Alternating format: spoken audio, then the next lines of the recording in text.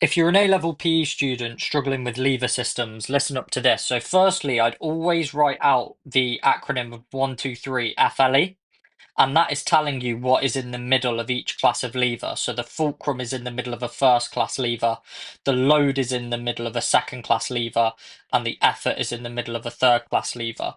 So if we were to draw each three of those levers out, you draw the fulcrum in the middle of a first class lever with the load and the effort pointing down. That's the only time you draw the effort arrow pointing down in a first class lever.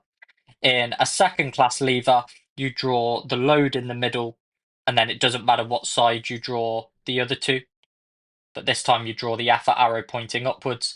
And then in a third class lever, you draw the effort in the middle pointing upwards with the fulcrum and the load on either side.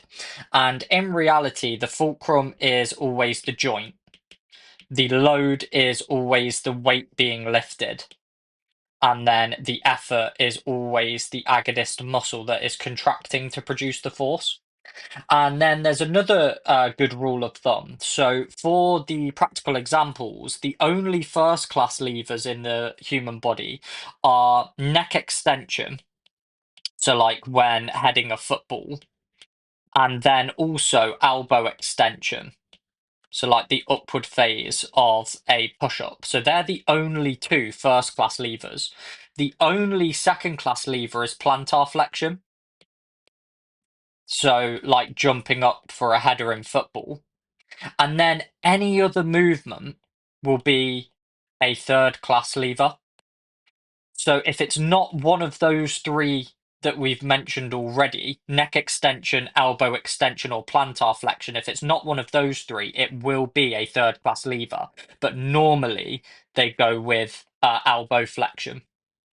So like a bicep curl.